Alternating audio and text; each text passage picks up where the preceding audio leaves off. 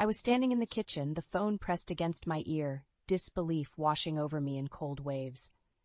"I'm sorry, Mrs. Harper, your mother passed away." The voice on the other end, a doctor from Chicago General Hospital, sounded distant, like a faint echo in a long, empty hallway. "My mother?" I murmured, my voice barely a whisper. The room spun, and I gripped the countertop for support. Last week, we had talked about her coming over for Thanksgiving. She was fine then. How could this be? I had to tell Martin. He had been working in Europe for the past 3 months, and communication had been sparse, but he needed to know. I dialed his number, my hands trembling. After several rings, he answered. "Martin, it's Elaine. My mom, she passed away." There was a pause, and then his voice, devoid of warmth, came through. "Oh, I see. Look, Elaine, I'm really tied up right now. I've got a trip planned with the guys to Barcelona. Can't really skip it." His words hit me like a physical blow. "You're not coming back? Not even for the funeral?" I struggled to keep my voice steady. "Elaine, you know how it is with my job. I'll be back in a couple of months. Just handle things there, okay?" And without waiting for my response, he hung up. I stood there, the phone still in my hand, feeling a hollow emptiness growing inside me. My mother was gone, and the man I had spent 20 years with couldn't care less. The next few days passed in a blur of arrangements and condolences, a relentless march of reality that I navigated like a ghost. It was on the 3rd day, in the midst of this, that I received another call that seemed to stop time altogether. It was Martin's brother, Alex. "Elaine, there's been an accident. Mom and Dad, they're gone." The phone slipped from my grasp and clattered to the floor. Martin's parents, too? It felt like some cruel joke, a nightmare I couldn't wake up from. I called Martin, but his phone went straight to voicemail. I left message after message, each one more desperate than the last. I couldn't go to his parents' funeral. Without Martin, I was just an outsider, a reminder of the son who couldn't be bothered to show up. The thought of their empty seats, an unspoken accusation in the air, was unbearable. As the days passed, I found myself sitting alone in the house we had built together, surrounded by memories that now seemed like lies. I thought back to how we met, introduced by our fathers, who were old college friends. It had felt like a fairy tale then, our families joining together in a bond of love and friendship. But as the years went by, the fairy tale had slowly faded. Martin was always busy, always absent. His work was his life, and I, along with our son Peter, were just fixtures in his world. When Peter was 10, my father passed away. My rock, my confidant, gone. Martin had been away on a business trip then, too. I was left alone to deal with the grief, to support our son, to keep the family together. And now, with both our families shattered, I was alone again. Our marriage had become a routine of loneliness and resentment. I was the homemaker, the silent supporter, while Martin was the absent provider. But was he really providing, or just running away from a life he no longer wanted? I tried to remember the last time we had laughed together or shared a moment of genuine connection.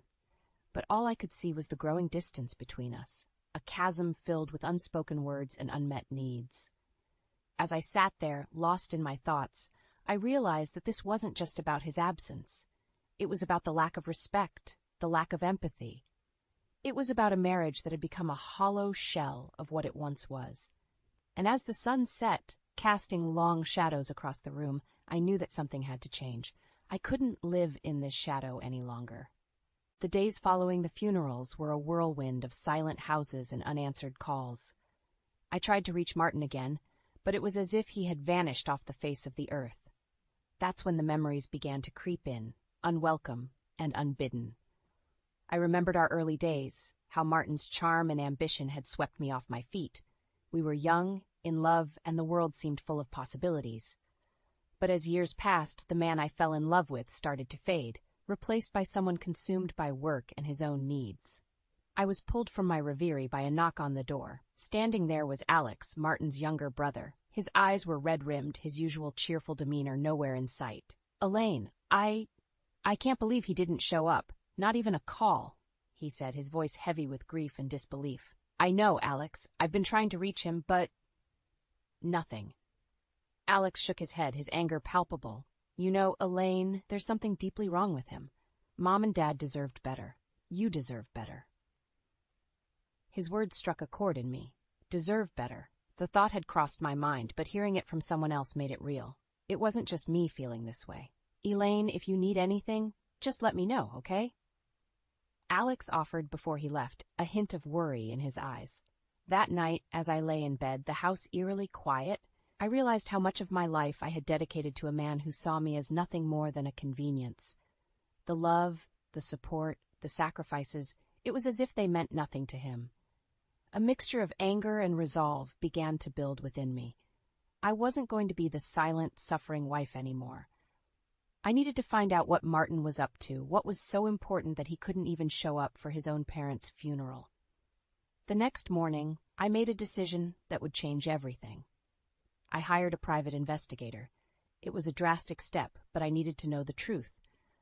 The PI was a middle-aged woman named Sarah who had a no-nonsense air about her.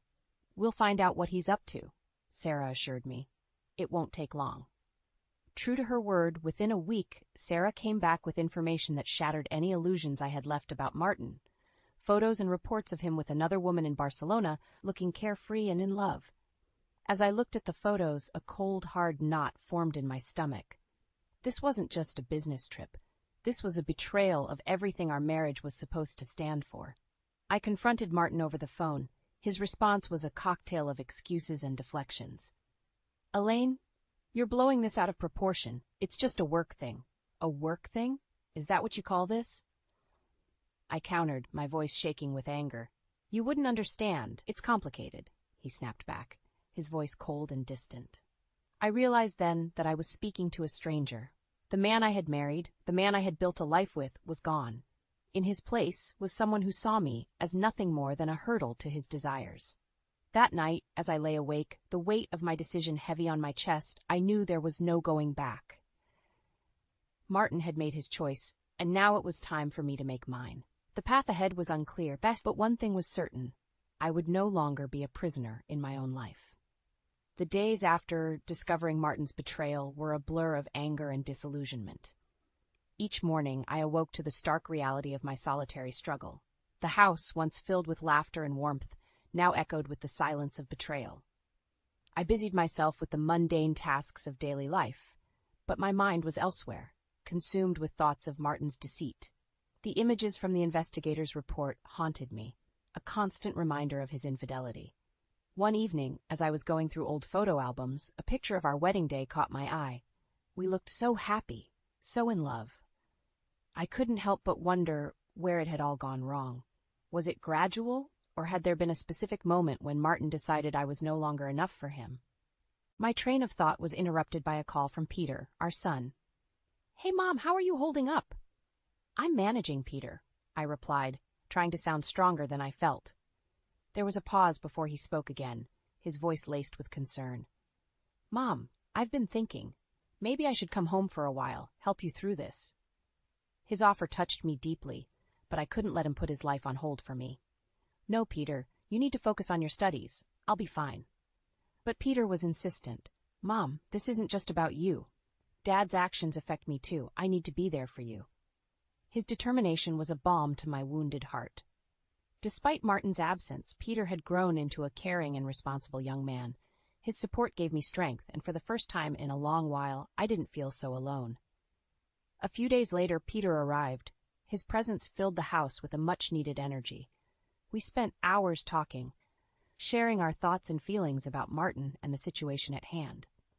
"It's just so selfish, Mom. How could Dad do this to us?" Peter's anger mirrored my own. "I don't know, Peter, but I do know that we can't let his actions destroy us. We're stronger than that." As we talked, a plan began to form in my mind. Martin had taken so much from us, it was time he understood the consequences of his actions. I wasn't going to be the silent victim anymore. It was time for Martin to face the music.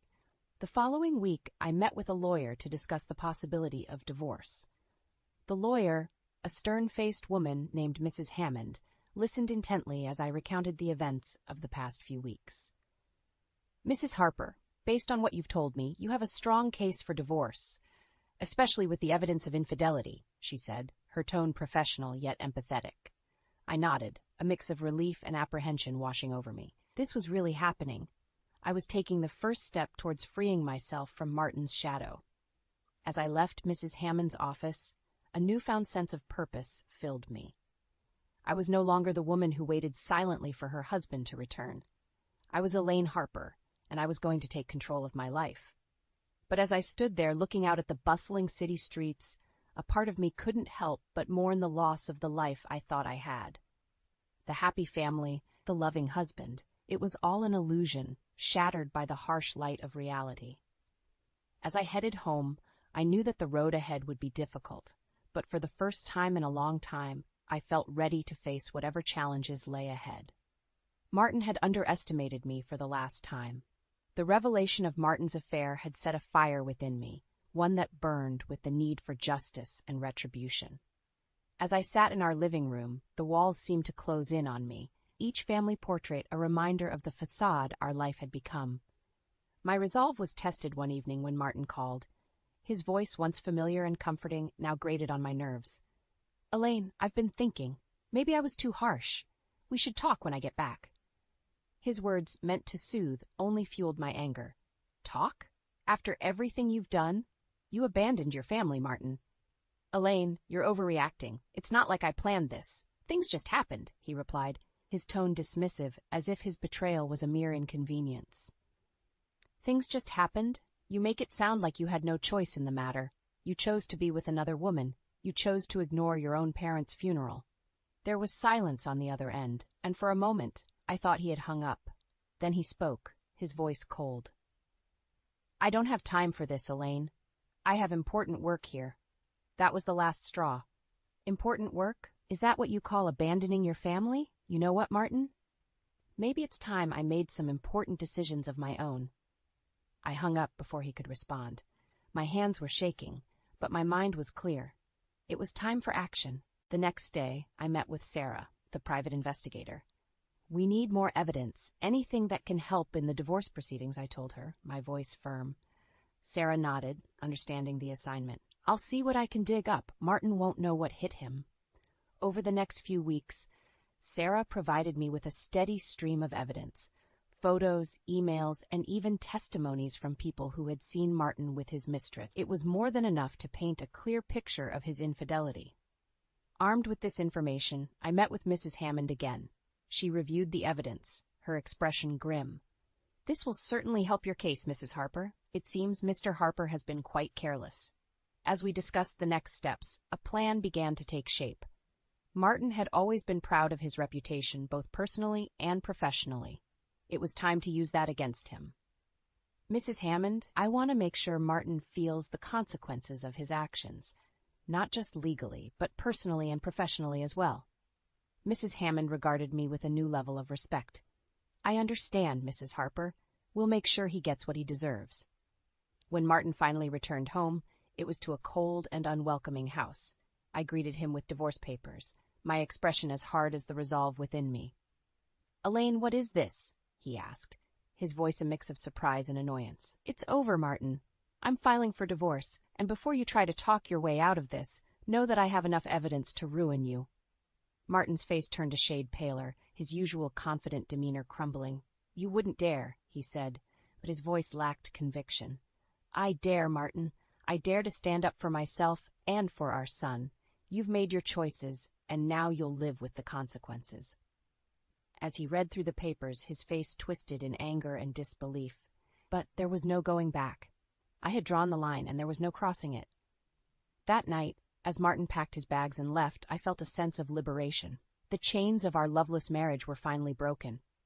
I was free, free to start anew, free from the lies and deceit that had bound me for so long. As I watched him drive away, a sense of justice filled me. This was just the beginning. Martin would soon learn that his actions had consequences that would haunt him for the rest of his life. The days following Martin's departure were filled with a tumultuous mix of emotions. Anger, relief, and a sense of vindication swirled within me. The house, now void of his presence, felt larger, as if it too had been holding its breath under his oppressive shadow. My resolve was tested when I received a call from Martin, his tone a mix of anger and desperation. "Elaine, you're ruining me." The divorce papers, the allegations. Do you realize what you're doing? His words were like fuel to my fire. Yes, Martin, I know exactly what I'm doing. I'm showing the world who you really are. You can't do this to me. I've worked hard for everything I have, he argued, his voice laced with entitlement. Worked hard? You mean you've lied and cheated your way through our marriage? You've made your bed, Martin. Now you have to lie in it. Martin's voice rose, a crescendo of frustration and disbelief. You were nothing before me. You think you can just take everything? I felt a surge of power at his words. I was nothing? No, Martin. I was everything you didn't appreciate. And now I'm taking back what's mine. The call ended with Martin's threats echoing in my ears, but they no longer held any power over me. I was done being the victim. As the divorce proceedings began, Martin's true nature became evident for all to see. His attempts to hide assets and slander me only served to damage his reputation further. The evidence Sarah had gathered painted a clear picture of his deceit and infidelity. The court hearings were tense, with Martin's lawyers trying every trick in the book. But Mrs. Hammond was a force to be reckoned with, countering their moves with precision and finesse. Throughout it all, Peter stood by my side, his support unwavering. He had grown disillusioned with his father, the truth eroding any semblance of respect he once held. The day the divorce was finalized was a day of liberation. As the judge declared our marriage dissolved, a weight lifted from my shoulders. I had won, not just the divorce, but my freedom from Martin's shadow. After the court session, Martin approached me, a shell of the man he once was. Elaine, please, we can still fix this. I looked at him, really looked at him, and what I saw was a man broken by his own arrogance. There's nothing left to fix, Martin. You broke everything worth saving. Walking away from him, I felt a chapter of my life closing. The pain, the betrayal, the lies, they were all behind me now.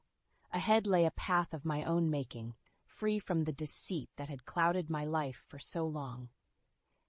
As I stepped out of the courthouse, the sun broke through the clouds, bathing the world in a warm, golden light. It felt like a sign, a promise of new beginnings and brighter days ahead. I turned to Peter, a smile spreading across my face. Let's go home, son. We have a new life to start. And with that, we walked away, leaving Martin and the past where they belonged, behind us. With the divorce finalized, I was determined to reveal the extent of Martin's disgrace to those who had been blinded by his facade. I knew that true justice wouldn't come from the courts alone. It had to come from exposing him to the world. I started by reaching out to our mutual friends, people who had known us as a couple for years. The initial reactions were mixed, with some refusing to believe the truth, but I had evidence, undeniable proof of his infidelity and deceit. Slowly but surely, the tide began to turn. One evening, I invited a few friends over, people who had doubted me initially. As they sat in my living room, I showed them the messages and pictures Sarah had gathered. Shock and disbelief filled the room as they saw Martin's true colors laid bare. One friend, Lisa, shook her head in disbelief. I can't believe I defended him all this time. He's a monster. Tears welled up in my eyes as I nodded. He fooled us all, but now you know. Lisa was the first to take action. She contacted others in our social circle, sharing the evidence and urging them to reconsider their alliances. Soon, the once seemingly impenetrable wall of support around Martin began to crumble. One by one, our friends distanced themselves from him, appalled by his actions. The same people who had once admired him now saw him for what he was, a selfish, deceitful man who had no regard for anyone but himself. As Martin's social standing crumbled, he became increasingly isolated. His attempts to salvage his reputation only made things worse, as he lashed out at those who had abandoned him. His once strong network of contacts began to disappear, leaving him with no one to turn to. I watched with a sense of grim satisfaction as the man who had caused me so much pain faced the consequences of his actions. It wasn't enough for him to lose his friends. I wanted him to lose everything. One day, I received a call from Martin's former boss, Mr. Reynolds. He had heard about the divorce and the scandal surrounding Martin. Elaine, I had no idea. I can't believe he would do such things. I sighed, my voice heavy with exhaustion. It's been a long time coming, Mr. Reynolds. Martin's true nature finally caught up with him. Mr. Reynolds paused, then spoke with a hint of regret. I'm sorry to hear about all of this, but I wanted to let you know that Martin's behavior at the company has also come to light.